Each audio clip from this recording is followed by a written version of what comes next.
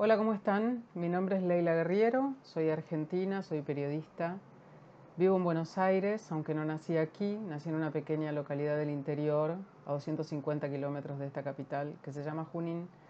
Allí llegaron mis abuelos de varios sitios del mundo, eh, entre uno de esos sitios, Italia, como lo demuestra mi apellido, pero no están acá para que yo les hable de la travesía de mis ancestros desde Europa hasta América Latina.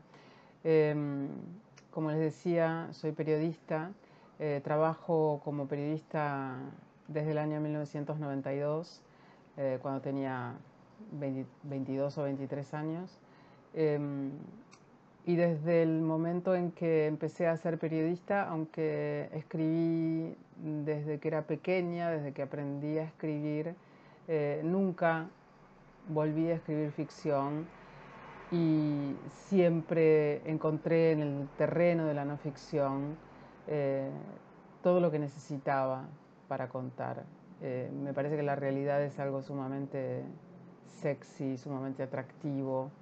eh, y por eso en mis textos no hay absolutamente nada de invento. Todo lo que cuento está investigado, escuchado, reporteado, averiguado. Eh, Mi primer trabajo fue en un periódico argentino que se llama Página 12. Pasé por muchos otros sitios. Actualmente soy columnista del diario El País de España, donde publico además en la revista dominical, que es El País Semanal, en el suplemento Babelia, que es el suplemento cultural, y he publicado también algunos libros, eh, quizás demasiados, desde el año 2004 hasta ahora. Algunos de los títulos son Los suicidas del fin del mundo, Una historia sencilla, Opus Gelber, La otra guerra, La llamada, que ahora está siendo traducida al italiano por Sur, y La dificultad del fantasma. Los temas son absolutamente diversos. El primer libro es un libro acerca de 12 personas que se suicidaron siendo muy jóvenes en un pequeño pueblo de la Patagonia llamado Las Heras. El segundo libro es un libro sobre un hombre muy joven que quiso ganar una competencia de baile folclórico en la Argentina, un baile llamado Malambo. El tercero es sobre un intérprete de piano sensacional llamado Bruno Gelber. Y el siguiente es este que ustedes tienen y cuyo título es La llamada. Y intentaré brevemente contarles de qué va esta historia.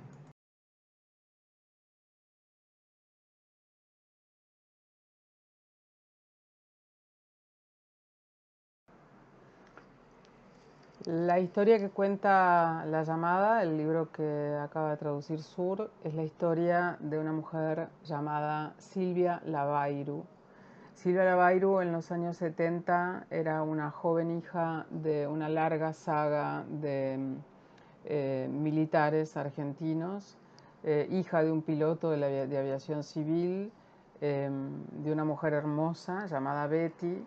eh, Su infancia transcurría con un muy buen pasar, vivía en la ciudad de Buenos Aires, era una chica que podríamos decir, bueno, tal como se llama a ella misma en aquel momento, muy pro Estados Unidos, muy pro yankee, muy pro capitalista, muy pro Kennedy.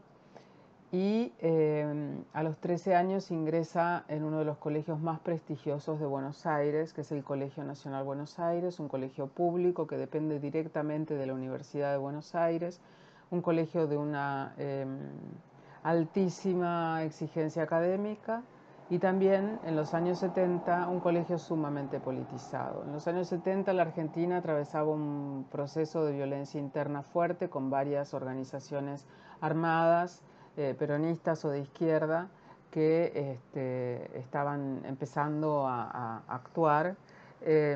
Silvia Lavairu entró en este colegio y en poco tiempo de ser esto que les decía, una chica pro-yanqui, muy capitalista, que eh, se beneficiaba mucho de los viajes como piloto de su padre, en obtener mercancías importadas, discos que aquí no se conseguían, jeans a la última moda que aquí no llegaban de ninguna manera. se transformó, eso que vieron pasar es una de mis gatas, se transformó en una persona que empezó a estudiar literalmente el marxismo y que empezó a militar en el peronismo y luego entró a la organización de la guerrilla armada de regambre peronista llamada Montoneros.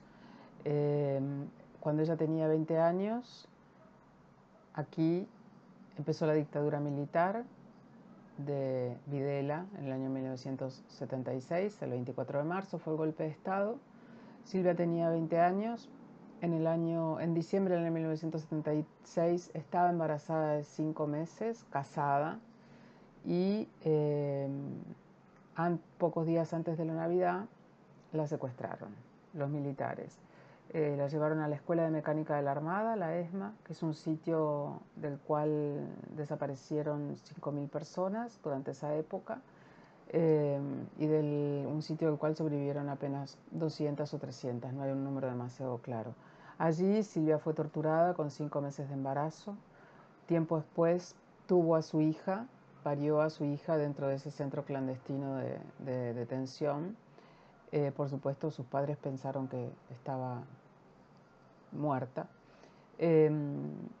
Y esa niña que nació no terminó en manos de los militares, sino que terminó en manos de los abuelos paternos. Para esa altura, por supuesto, ya la familia de Silvia sabía que ella había sobrevivido, pero Silvia se mantuvo, los militares mantuvieron a Silvia secuestrada y detenida y desaparecida en este sitio hasta el mes de junio de 1978.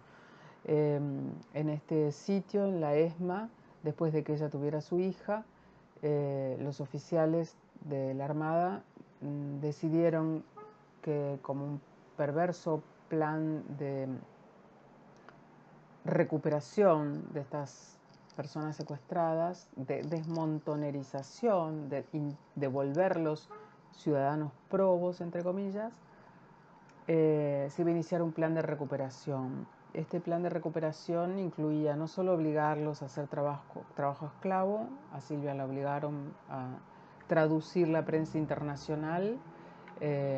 Los militares estaban interesados en saber qué decía la prensa internacional de su actuación en la Argentina, sino que le asignaron un oficial para que la violara sistemáticamente. Ella tenía que dejarse violar para demostrar que no los odiaba. En el año 78 la liberaron. Silvia volvió, se fue del país y se fue a vivir a Madrid con su pequeña hija, a la que llevó con ella, y para entonces tenía 1 año y medio. Y cuando pensó que todo había terminado, que todo ese infierno de tortura, de encierro, de humillación, de violación, de trabajo esclavo, etc.,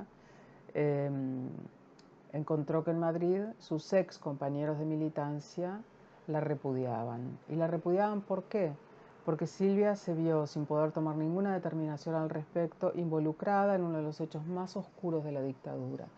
En los años 70, un oficial del que quizás hayan escuchado, que se llama Astiz, su apellido es Astiz, está vivo y está preso, se infiltró en la incipiente organización de Madres de Plaza de Mayo, convencido de que detrás de las Madres de Plaza de Mayo había una organización de izquierdas apoyándolas. Para hacer su personaje más creíble, Astiz necesitaba presentarse en las reuniones de las Madres de Plaza de Mayo con alguien que hiciera las veces de su hermana. Y la persona designada y obligada a acompañar a Astiz fue Silvia Lavairo, que tuvo que asistir a algunas reuniones, y toda esta infiltración de Astiz terminó con el secuestro y la desaparición de 2 Madres de Plaza de Mayo, de 2 monjas francesas y de muchos familiares de desaparecidos. Este es un hecho horroroso y uno de los más oscuros de la dictadura, y el rumor, digamos, de que Silvia había estado allí se esparció no solo por la ESMA, sino también por el exilio. Y esto para Silvia fue una sombra oscura durante muchísimos años. Fue muy maltratada por sus compañeros, ex compañeros de militancia, solo algunos pocos amigos fieles la arroparon. Así todo, intentó tener una vida en España, estudió psicología, terminó la carrera y nunca la pudo ejercer porque en aquellos momentos la mayor cantidad de pacientes posibles eran argentinos y como se había esparcido este rumor sobre ella, ningún paciente iba a llegar a su consultorio. De modo que la larga sombra de este estigma cambió por completo los destinos de la vida de Silvia. Como si todas estas singularidades no hubieran sido suficientes, joven, hija de militares, nieta de militares, embarazada, 20 años, una mujer que parió a su hija en el mismo centro clandestino donde estaba detenida y que fue la primera mujer en parir un niño dentro de ese centro clandestino. El hecho de que su hija no fuera apropiada por los militares, como pasaba casi siempre con los niños nacidos de desaparecidas, sino que fuera entregado a sus abuelos paternos. Bueno, como si todas estas cosas no hubieran sido suficientes, Silvia es además una víctima muy incómoda. Es una persona que jamás se dejó poner, a pesar de que los primeros años en Madrid fueron años muy duros, no se dejó poner la etiqueta de víctima como algo que definiera toda su vida.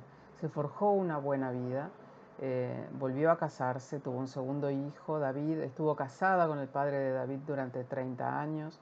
Es una mujer culta, viajera, lectora. En español se diría disfrutadora o disfrutona. Tiene muchísimos amigos. La sombra de la ESMA no le oscureció toda la vida. Y además, en el año 2018 pasó algo casi shakespeariano, y es que se reencontró con un amor muy fuerte de la primera juventud que vivía acá en la Argentina y vive acá en la Argentina. Volvieron a conectarse, ella ya había quedado viuda y él hizo una apuesta altísima por esa relación que había quedado trunca e hizo un intento muy, muy arriesgado de retomar esa relación y eso salió bien. Y hoy Silvia vive nuevamente en Buenos Aires con esta pareja y podríamos decir que la historia tiene un final bueno.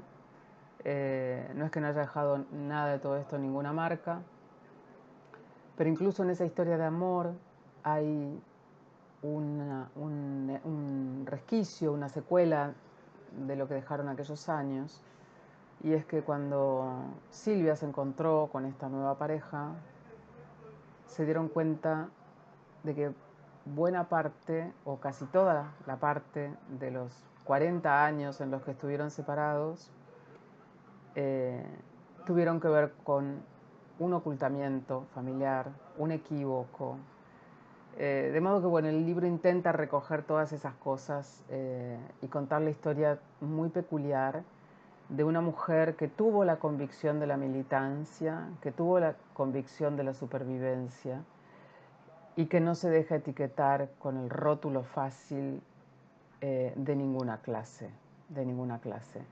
Yo quise contar esa historia, tenía claro que no era una historia sobre los años 70 en la Argentina, no era una historia sobre la dictadura, era la historia de una mujer que chocaba con la historia con mayúsculas, grande, de un país en uno de los momentos más sangrientos de toda su trayectoria. De modo que eso es lo que intenté contar. Y bueno, ya verán ustedes si leen el libro si me salió o no.